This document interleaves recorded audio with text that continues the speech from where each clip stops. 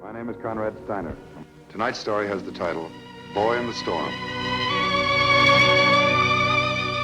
Guardian of birth, healer of the sick, comforter of the aged.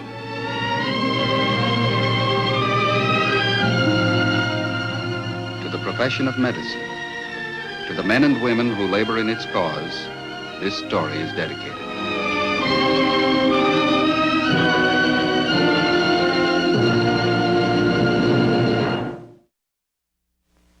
Our presentation tonight, the field of neurology. The object in point, electric tracings of human brain waves. The case in point, Robert Allen Maxwell. He's 17 years old. By economic standards, he's a very fortunate young man. He has wealth, he has position. Physically, he's much less fortunate. The past 7 years of his life have been spent under conditions designed to blight and destroy his entire existence, due to narrow ignorance and a stupid misunderstanding of a condition which Robert Maxwell is powerless to control. 7 years of his young life, years that should have been happy and productive, have been wasted, and wasted without reason. But there was and is a turning point.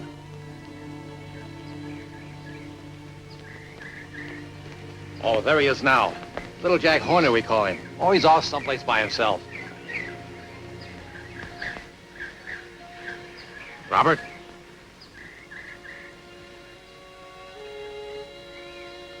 This here's Mr. Frankel. He's come take you away. Hello, Robert. Do you remember me? Yes, sir. You're Aunt Flora's lawyer. I'm the administrator for your aunt's estate. How is Aunt Flora? They wouldn't let me go to the hospital. Robert, your aunt passed away last night.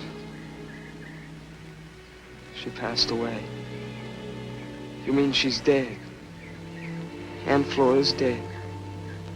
I'm sorry to bring you this news, Robert. I have a car waiting. I'm going to take you to a doctor in town.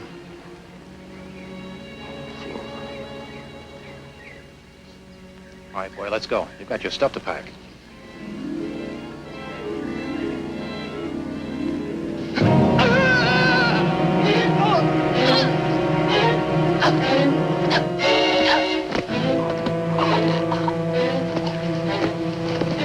Isn't there anything you can do? Nope. Got anything handy, you shove it between their teeth so they don't bite the tongue off. If not, you just get them on their side so the saliva don't strangle them. More trouble than any kid I've ever seen.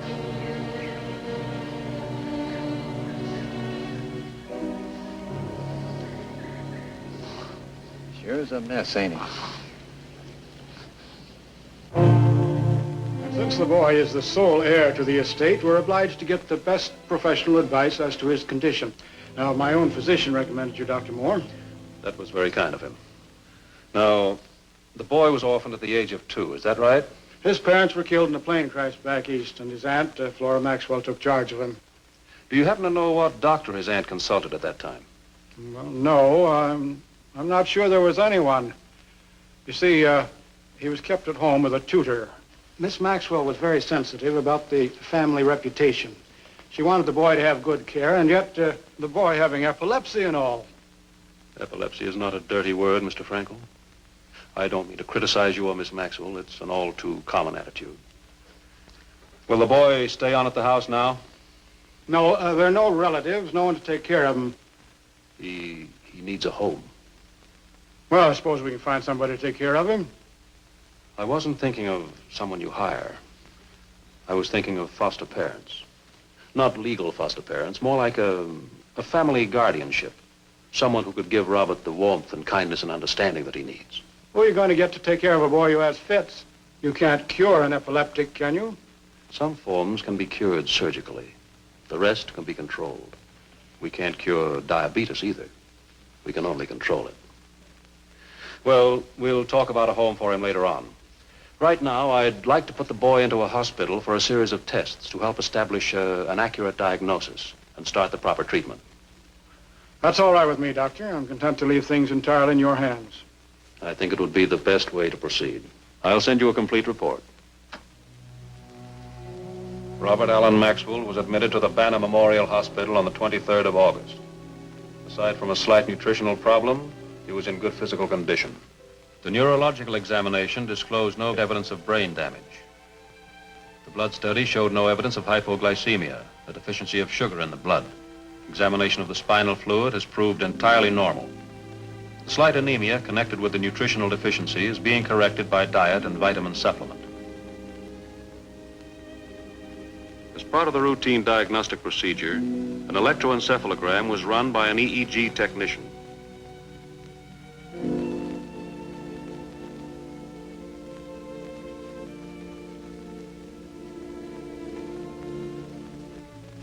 The electroencephalograph machine records impulses from 8 different brain areas on a moving strip of paper. The styluses of the EEG machine write out the pattern of impulses within the brain in the same way as an electrocardiograph records heart function. The tracing shows a diffuse cerebral dysrhythmia, the classic spike wave pattern, which is consistent with epilepsy. On the 30th of August, anticonvulsive medication was started. Robert's pattern on arrival was 3 to 4 grand mal seizures per week. After 2 weeks of treatment, his seizures have been largely controlled. And have you had any more dizziness recently, Bob? No, sir, I feel pretty good. Fine, then it looks as though we're on the right track. Now we'll start some exercise. You mean games? Mm-hmm. Oh, I don't know. I never played any. Why, don't you like sports, Bob? Aunt Flora didn't want me to do anything exerting because of my sickness. I used to read a lot, though. Did you know that the Russian writer, Dostoevsky? yeah, he was an epileptic, and the Greek philosopher Socrates, and Julius Caesar. So was Alexander the Great. I told that to Taylor once. He's a butler. He said all those people being crazy didn't make me a great man. Bob, you've got to resign yourself. There are a lot of people who are very stupid about epilepsy. You know, in ancient times, they used to call it the holy sickness because they thought that people afflicted with epilepsy were possessed of a god. And then 1,000 years or so later, they thought that epileptics were possessed of a devil. Don't let it worry you. The important thing is that the advance of medical research has now made it possible to do something about it. You know, Doctor, it's strange. I mean, just before it happens, it's like a storm. It's like a big storm gathering. But it's not with clouds. It's just big, bright lights. It's like a big storm of light. It blinds you. It blinds everything. It's different for every person, Bob. When you get to school, I want you to take up some form of athletics. You don't have to get too strenuous about it, but you'll have a lot less trouble if you exercise. Am I really going to go to school? I mean, regular school? There's no reason why you shouldn't.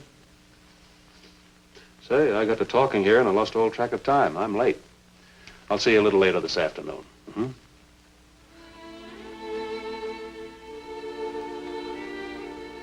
Further studies have been made, but by the 3rd week, his improvement is unmistakable. The boy, though shy, is cooperative and gets on well with the hospital personnel. Miss Harris? Oh, I'm sorry. Really, I'm sorry. It's all right, I'll fix it. But you close your eyes now, and don't you dare move your head again. What do you do with patients who move their heads? Oh, I can be pretty tough. At times, I'm almost ruthless. Like the Queen of Hearts. Hmm? Off with their heads. You know, the Queen of Hearts, Alice in Wonderland. Uh-huh. You might call me the Queen of Hearts. All right. You can call me the Mad Hatter.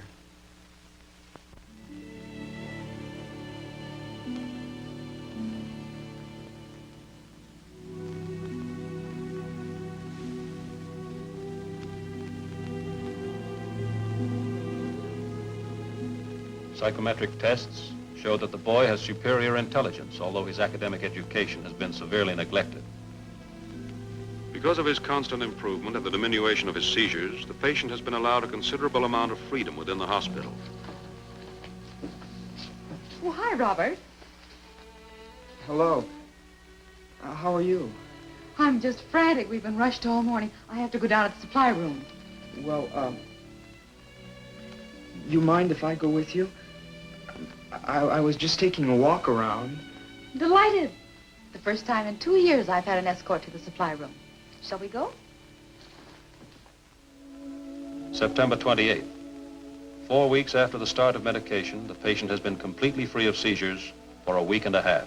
I would therefore suggest that the problem of a foster home for Robert Maxwell be seriously considered at this time.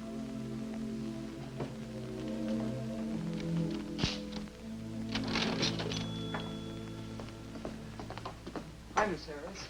Well, hello. What are you doing here? I'm over the hill. I slipped away from my nurse. I wanted to see how the Queen of Hearts was doing. Tough as ever. You shouldn't be here, you know. I know. I was just passing by. I saw you in here, and I thought maybe I could buy you a cup of coffee. There's Dr. Moore and Mr. Frankel. Oh, excuse me. I'll see you later.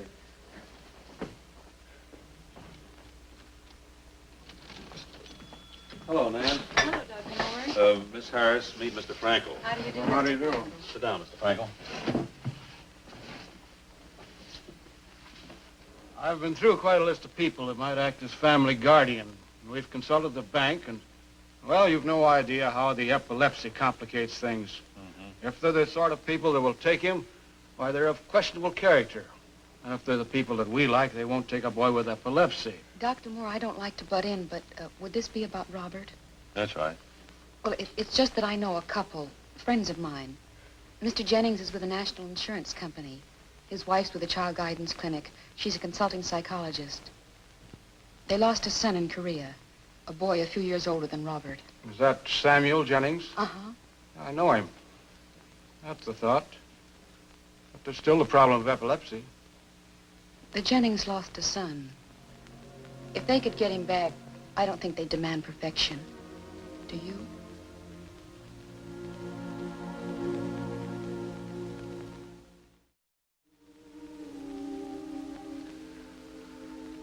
Heart's fine, Bob. No more dizziness that you remember, No. Not even a little momentary haziness since the last change in your medicine? No, Doctor, I'm pretty sure of it. Then, as far as we know, this is the 5th week you've gone without a seizure. Doctor, you suppose maybe it stopped? We have every reason to be optimistic, Bob. Just keep on with your medication. Tomorrow afternoon, Mr. Frankel is bringing a couple here to meet you, Mr. and Mrs. Jennings, The people I'm supposed to go live with? if you like them. What'll I say to him, Doctor? I mean, what am I supposed to do? How'll I act? No acting to it, Bob. Just be yourself, a 17-year-old boy. They're not going to ask for anything more than that.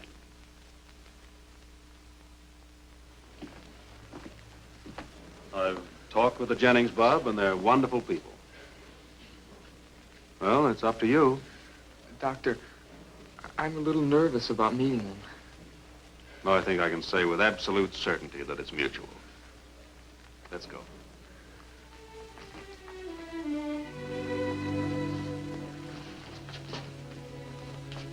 Robert, I'd like you to meet Mr. and Mrs. Jennings. This is Robert Maxwell. Yes, I know. My name's Sam Jennings. And this is my wife, Marion. How do you do? I must run along. I'll leave you to get acquainted,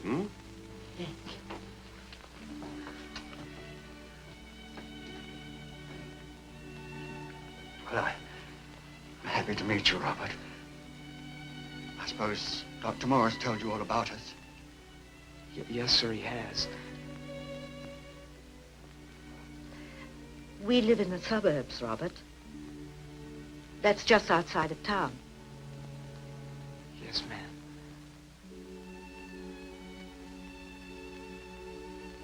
Do you think maybe you would like to live in the suburbs, Robert? Yes, ma'am. I think I'd like the suburbs.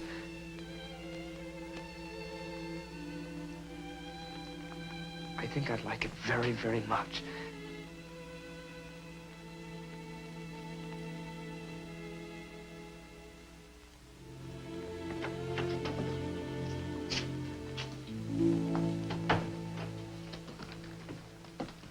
Hi, Bob.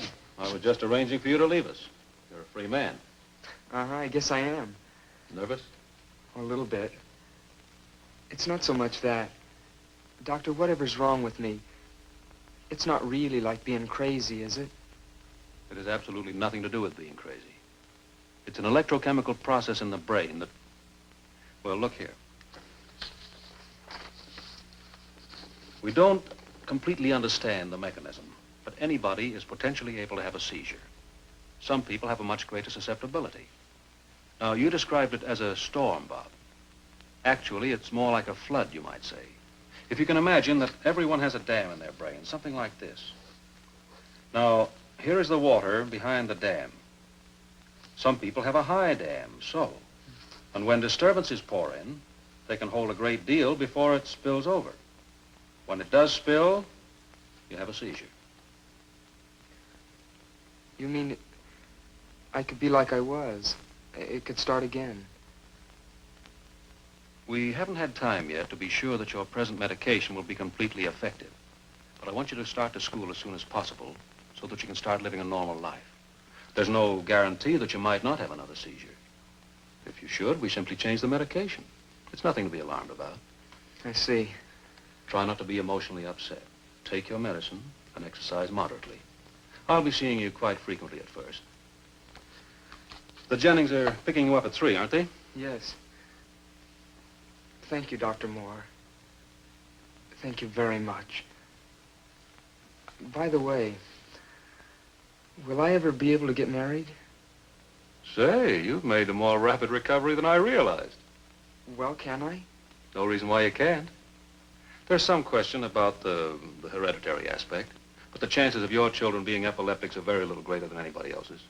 Sure, you can get married, Bob. Let me know when you find the right girl, huh? Yes, sir. Thank you, Doctor. I will.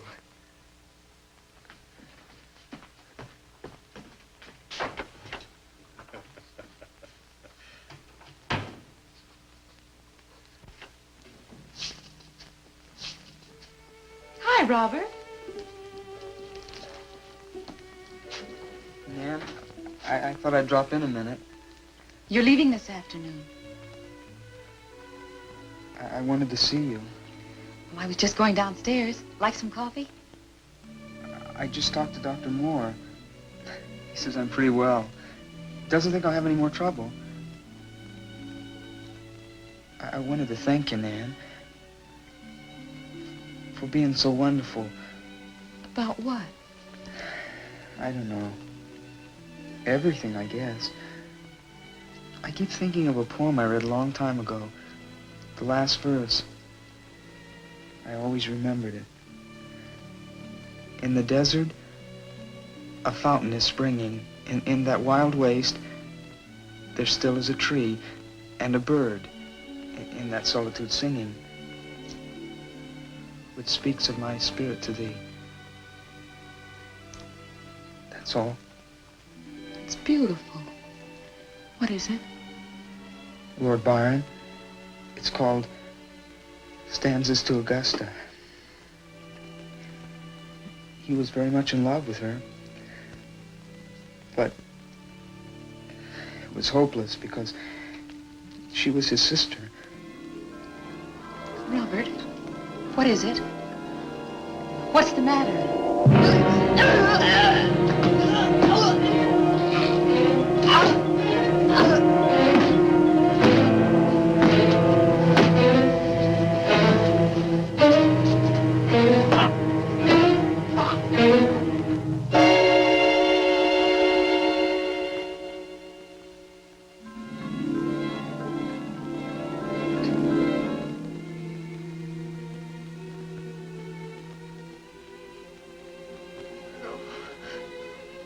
No.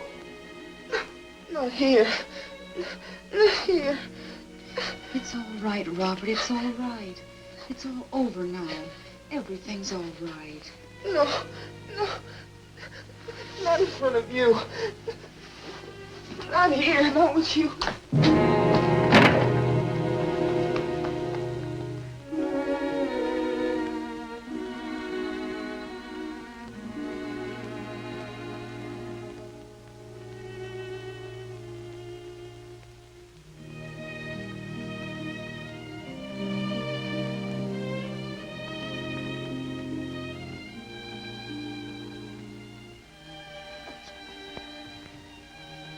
Robert.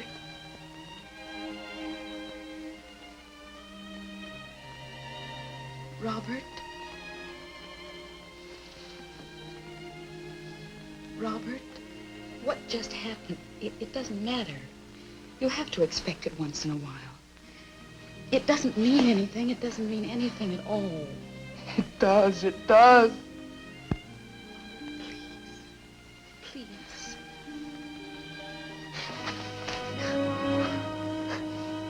I love you. I love you. I love you. I love you, too. In a very special way. We're friends. We're very close friends. I don't mean that. I love you, Nan. I love you. I don't want anybody else. I understand. More than you know. You're well now. You're going to stay well. You have a whole wonderful, beautiful life ahead of you. Don't make it narrow by loving just one person or one thing. Don't build walls around yourself or your life. Love grows small and cramped and selfish that way. There's so much to love. So many things. So many people. Each one of them in a special way. The girl you'll marry. Your wife. Your children. The tree in the backyard. Your friends. The family next door. Love each one of them with a special love.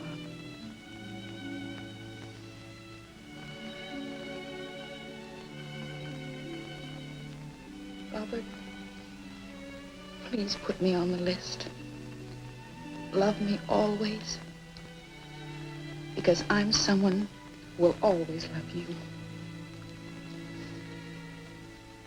And now I'll say goodbye.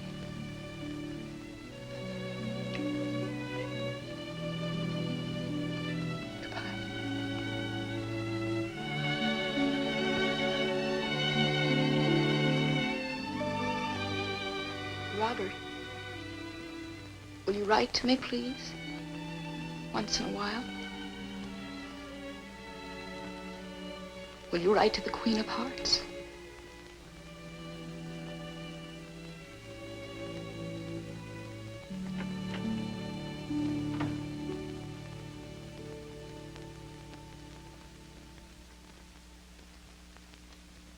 You continue with this added medication now until I see you again. Remember, if you have any trouble, I'm just as near as your telephone. All right? All right. Thank you, Doctor. Thank you very much. Same here, Doctor. We'll take good care of him. Just bet your life on that. Goodbye, Doctor. Goodbye. Good luck.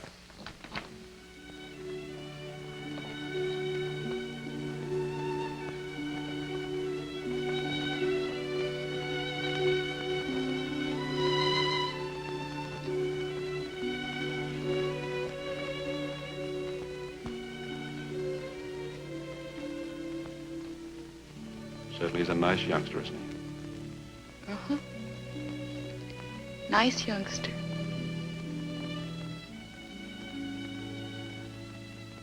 Come on. Buy a cup of coffee.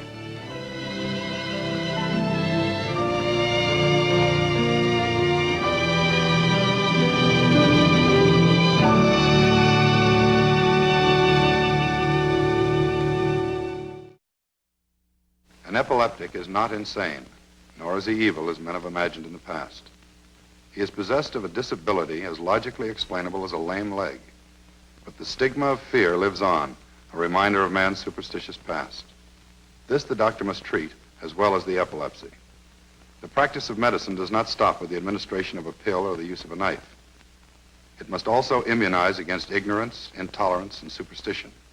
These too are forms of sickness, and the practice of medicine is directed toward health.